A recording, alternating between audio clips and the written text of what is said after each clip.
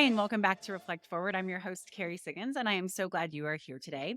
Today, we are going to talk about the power of the ownership mindset. As you know, my new book, The Ownership Mindset, a handbook for transforming your life and leadership, is getting ready to launch here very, very soon. And I've been getting a lot of questions about why did you write the book and what is the ownership mindset? And so I thought that this would be a fun podcast right before launch to talk about that. So, the ownership mindset is simply how you choose to show up with personal responsibility in your life. It is this idea that I am responsible for everything that happens to me. And it starts with self leadership. How do you lead yourself? How are you showing up? How do you take responsibility, hold yourself accountable? How do you get your mindset right, especially when you're facing adversity? How do you give and receive feedback? It's really the concept of self leadership, quite frankly. And to lead yourself well, you need to be really aware of how you're showing up and be working on yourself. And that is what owning it is. In the context of the workplace, the ownership mindset is this mindset of, I'm going to treat my job and this company as if I owned it. I will make decisions not through the lens of spending other people's money, but spend it as if it were my own. I will speak up with ideas and my opinion. I will work really hard to make sure that our customers are taken care of. I will be a great teammate so that everybody knows that they can rely on me to do a good job and to keep projects moving forward and to keep things fun and light and improve the culture. That is a powerful way to think. It's really the mindset of being committed to performing really well, for taking care of your customers, and for actively looking for opportunities to go above and beyond, to grow, to be the best version of yourself. And every day we can choose to own it or not. And life is so much more enriching, I have found, when you choose to own it. And I know this because I did not have the ownership mindset before I came to Stone Age all of those years ago. In fact, the big reason why my life spiraled was because I was miserable at work. I didn't like my job. I didn't like my boss. And it contributed to issues that I was already having in my life. And dealing with insecurity and unhappiness and lots of other things. But the fact that I blamed my boss and my company for being so miserable, it really led me to, not really own it, to blame and deflect and self medicate with substances to try to not really look within to say, what am I doing? Am I doing things that could make it better, or am I a part of the problem? How do I give feedback to my boss? How do I just step up and say, you know what, this isn't the right place for me? How can I exit the company? All of that seemed way too hard. It was just way easier, at least I thought at the time, to be in this victim mentality of it's somebody else's fault and I'm stuck. I can't quit my job because I don't have another one. And if I don't have a job, I can't pay my bills. And that spiral of blaming and excuses of why I just didn't step up and take ownership of my life before I hit rock bottom. And that's why I wrote this book, is because when I came to Stone Age and I was treated with respect and trust, and I got to really feel like I belonged within the culture and our team worked together so well. It was the most rewarding feeling. And even more so, John Wolgamott, who is one of our co-founders at Stone Age, who was my boss at the time, really did teach me to think and act like an owner, not intentionally, but more through wanting to make sure that I was going to be successful so that he could go do the things that he wanted to do in his life. And so he would say things like, I don't know, what do you think? When I would come in and ask his opinion on something, or when I wanted to make a decision, he would say, I trust you. Go make that decision.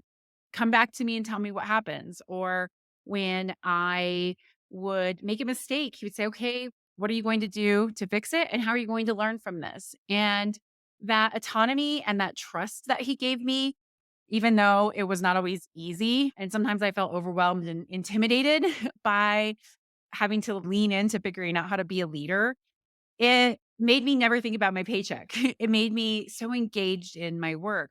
And pretty soon I found that I was just owning it. I was leaning into this idea that I have the power to create the outcomes I want at work. And I can raise my hand and say, yes, I'll take that on. And I can say, ooh, I made a mistake. Let's figure out how to fix this. And can you give me some feedback? And it was really empowering. And it wasn't only empowering because John empowered me, but I empowered myself. When I was named CEO 3 years after starting at StoneAge, and I looked at why I was so happy, why I loved my job so much, and how I could make this jump from director of operations to general manager to CEO in a short period of time at such a young age, I realized it was this whole idea of owning it. And I truly did own it, and it made me love my job. It made me engaged in my job. And I wanted every single one of my employees to be able to feel that same thing. That's why we set out on this mission to create the own it mindset, which is our set of values at StoneAge and behavioral attributes that make you successful at StoneAge. And it's why I wrote the book because I've seen the power of it. When people feel like they have autonomy, when they have opportunities to grow, when they are trusted by their leaders, when they get to speak up and share their ideas and be part of the vision, it is a really powerful culture. It's a really powerful way to work. And I wanted to be able to create something, a handbook, so to speak, for other leaders to be able to consider ways to lead themselves with an ownership mindset and lead their teams and teaching them how to embrace the ownership mindset.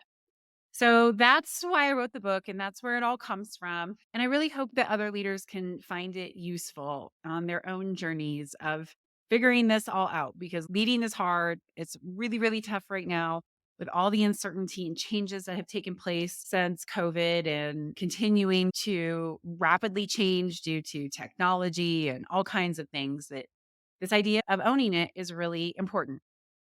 I'm often asked about the results of the ownership mindset within organizations. And I like this question because results matter. You can do all of this work to build this great culture, but if it doesn't get results, then what's the point? And a lot of leaders are very results oriented and, in fact, put culture to the wayside because that's the touchy feely HR stuff. We're here to drive revenue, cut costs, go after new markets, disrupt our industry. In my opinion, they go hand in hand to building a really strong, lasting, and successful company.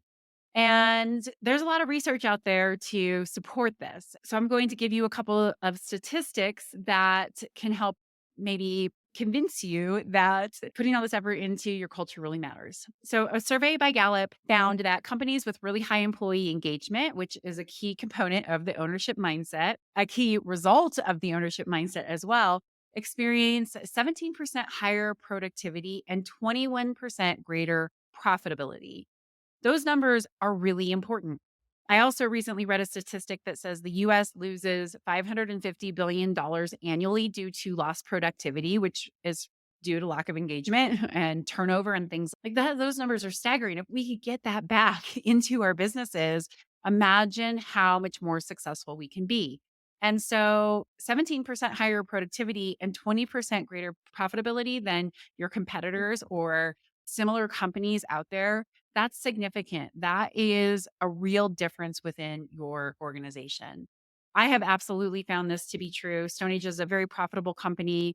And I believe it is because we truly do more with less. And not because we tell people you just need to do more with less, right? Even though we do run the company very tightly, it is because people are really productive and they're productive because they like their work. They're engaged in their work. They find meaning in it because they own it. They own part of the company because we're employee owned. And I think that it absolutely translates into greater profits than industry peers. I know that for a fact. Another interesting statistic comes from the Society of Human Resources Management, which is SHARM. And they say that companies that have higher engagement and give their employees more autonomy, which is part of this whole ownership mindset, experience 25% lower turnover rates. This is significant. It costs so much to replace employees. And in our industry, especially in the contracting side of things, industrial cleaning contractors have ridiculously high turnover. And it's really difficult on all of us in the industry because we're doing important but dangerous work, keeping all of the industrial manufacturing facilities that make all the things that we use every day clean. It's important, but we lose so much productivity and knowledge when people are turning over. And people leave companies when they don't feel like they're invested in them, when they don't have opportunities to grow, when they just feel like they're a number, when they're doing dangerous work, but not being compensated for it or appreciated for it. And when you cultivate the ownership mindset within your organization, you can really reduce turnover. And so it's important. And I think these statistics are very helpful to hopefully inspire managers and leaders and CEOs to do the hard work of shifting their cultures towards this idea of thinking and acting like an owner, using benefits and compensation to encourage ownership thinking, and giving employees trust and autonomy and opportunities to grow within your organization. Okay, so I want to give you a couple of tips on how to cultivate the ownership mindset within your team or organization. And these are just a few. There's many, many more. Read the book and you'll get all kinds of tips. But these are my kind of 5 ones where you can get started, even if you do not work or have an employee owned company. The first one is lead by example. You have to own it if you want your employees to own it. You have to show up every day with accountability, with the passion for the mission and vision, by working hard, by setting a compelling example for your team. And this does matter. According to the Harvard Business Review, nearly 64% of employees are inspired to embrace ownership thinking when their leaders model the behavior consistently. That's really important. We as leaders set the tone and people follow our lead. And so if we don't own it and embrace the ownership mindset, then our employees won't. Never underestimate the power of your words and your mindset. They matter. Number two, set clear goals and give autonomy. Most of us don't just want to be told what to do. Most of us want to be able to do work in our own way.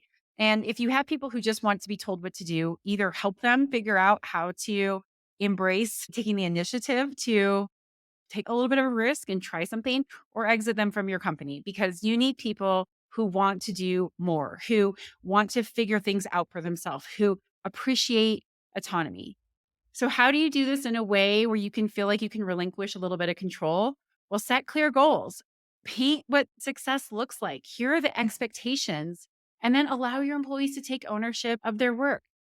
When employees have autonomy and decision making authority in their roles, they feel a stronger sense of responsibility to their team, to their customer, to their performance, to their actions and their outcomes. This is a really important aspect of teaching people how to think and act like owners. You can't do it if you don't set clear goals and expectations and give them autonomy to get their job done. Number three, recognize, recognize, recognize, reward, reward, reward. Recognizing employees who go above and beyond, or who do a really great job, or who exhibit the ownership mindset, who exhibit great teamwork, it inspires them to give more. When people hear you say, yes, do more of that, they feel motivated to do more of that. In fact, positive feedback is so much more powerful than constructive. Constructive feedback is very important, but your employees will flourish so much more if you tell them, great job. In fact, according to a survey by Global Force, 78% of the employees who were surveyed said that when they were recognized for a job well done, that they felt a stronger sense of ownership and commitment to their organization. As leaders, that's what we want, right? We want people to feel committed and loyal and happy to work for us. And you do that by giving recognitions and rewards. Number four, promote a learning culture. This is really important. Having employees who have a growth mindset, who want to learn, it's a really important aspect of your success. And you can help people cultivate their growth mindset when you give them opportunities to grow and learn.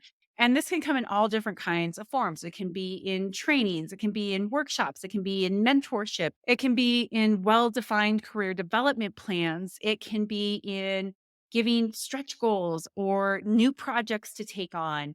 When people feel like they have the opportunity to grow and stretch, it will help them enjoy and appreciate their jobs more. When we get bored in our jobs, that's when we start to get disengaged. When we feel like our companies aren't invested in our growth and our success, we start to disengage. So it's really important to have a culture where learning is continuous and you're constantly stretching yourself as an organization to learn more.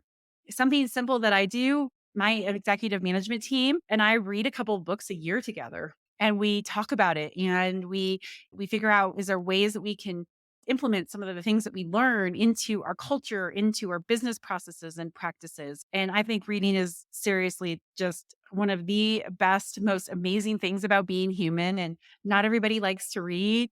So thank God for Audible and audiobooks, but it really does help us have this commitment to shared learning, even if people aren't avid readers. You can read a couple of books a year and talk about it and implement them within your organization. And then finally, number 5, encourage open communication and transparency. This really matters. Breakdowns of communication, poor communication cause most of the problems in the workplace. And when you have an ownership mindset, you care about communicating often and clearly. You care about being transparent about what's going on. When your employees are informed about the company vision, mission, strategy, challenges, wins, the progress that you're making, and even better, when they have a say in it, it creates more engagement and more ownership in the process. So don't be afraid to be transparent with your employees. Work on internal communication. And it is always a problem in all organizations. It's really tough to communicate to every single person to make sure that they're getting all the information that they need, but it's a very worthy goal and very worthy of putting time and effort into figuring out better communication protocols and processes so that people feel like they are in the know. No one likes being in the dark. When you're in the dark and not knowing what's going on, it's easy to point fingers, blame, and disengage. I have truly found that embracing the ownership mindset is absolutely transformative. It changed my entire life. Not only did it help me crawl out of the huge hole I dug when I hit rock bottom for myself, it propelled me towards success. It propelled StoneAge towards success. Our empowered team owns it and they take responsibility for taking care of each other and our customers. It adds to our creativity and it drives innovation. It really is a powerful mindset. When you own everything that happens in your life, in your leadership, in your team, you are empowered to change anything. Does not mean it's easy. It's never easy. It always takes work, but it is such a worthy endeavor. It will change your organization. Now, I've been doing this for 17 years and every year it just keeps getting better. And it didn't happen like that. It took a deep commitment to always work on it. And it's what has allowed us to create what we have now, which is a really great culture. StoneAge is a great place to work. And we are not perfect. We have problems just like every company. But I will tell you, when you have employees who think and act like owners, it makes a difference. It doesn't mean that you have to be an employee owned company to make this happen, because let's face it, ownership is a mindset. We have all kinds of things that we own that we don't care about, that we don't treat with respect and love and care and nurturing, even though we own it. And we can have all kinds of things in our lives that we don't actually own, that we do care tremendously about, and that we do take the time to nurture it and feed it and take care of it and respect it. And so you can create that within your own team, within your own company. This whole idea of owning it is really, really powerful and so worthy of your efforts. Okay, so on to my question of the week. It comes from someone on LinkedIn who said, last week a coworker criticized me in a meeting and I felt embarrassed and undermined. How should I handle it? Oh, this happens so often in meetings, and it's so easy to take things personally and assume that that person had ill intentions and get upset. And that is a way to handle it. I certainly have had that happen before too. So I'm going to give my tips on how to be able to handle it with grace, how to seek to understand, and how to model taking feedback really well. My first suggestion is look within. Is there something that you are doing that was deserving of that type of feedback? Now, criticism, as I talked about in a previous podcast here a few weeks ago, criticism is tough. It feels like someone's like poking at you, but we can easily get defensive and miss valuable feedback when feedback is delivered as criticism. So, my first tip to everybody is before you just start defending yourself, look for some truth in it. Is there any truth in this feedback? Was I not showing up in the right way? Did I interrupt? What did I do? Because when you look at yourself first, you can change yourself. When you start going, that person's a jerk. He did this because of that. She is this way. You disempower yourself from really learning from the situation. So look within first. Second thing, in the moment, model how to take feedback well. It can be really easy to get defensive. I know, I understand, especially when somebody delivers feedback poorly or embarrasses you or puts you on the spot. But if you can say something like this, hey, thanks for pointing that out. You're right. There could be a better way to do it. How about we talk about ways that we can fix this? If you do it that way, you can diffuse the situation, you can take ownership of it, and model taking feedback well. Now, I know that that is not easy to do in the moment, but if you can practice that, seeing cool, calm, and collected, I'm not going to take this personally. I'm going to take this feedback and reframe it in a way that helps move things forward. You will be so well respected on your team. If you get defensive, cross your arms, shut down, push back, blow up, it does not make things better. Freaking out never makes things better. So, model what it's like to take feedback well, reframe the feedback in a way that allows for positive dialogue and positive conversation. Not always easy to do, but something that you should really strive for. After the meeting's over, seek to understand. Really easy to tell ourselves stories about why a person would do that in a meeting, criticize and embarrass you in a meeting, make you feel like you were being undermined in a meeting. But a lot of times our assumptions might not be right. And maybe that person did not even realize what they were doing and how you experienced it. So go seek to understand. After the meeting, go talk to the person and say, hey, in that meeting, I really felt put on the spot. And I was just wondering, what's going on? Is there a way that I can be doing something better, communicating with you more? Can we talk about it? When you seek to understand, it gives you the power of information. And you might be upset with that person. So wait till you're cooled down to have the conversation. The next day might be fine if you can't do it right after the meeting, but seek to understand. Don't tell yourself some big story and let it turn into something that it's not. And even if you do find out that there is an issue, then at least you know what that issue is and you have the ability to fix it. So seek to understand. I also recommend talking to your manager if it is something that's ongoing. Your manager can help you assess the situation. They can give you feedback on, yes, this seems to be a pattern with you, or yes, this seems to be a pattern with this person. But it's always good to get that validation from your manager and just talk about what's going on. But I don't recommend expecting your manager to fix it for you. The best employees don't put their managers in that position. The best employees talk to their managers so they know what's going on and they're not blindsided and they can say, "Hey, I need help with this." But they take ownership of fixing it, not expecting their managers to go in there and fix it. And then finally, adjust your approach.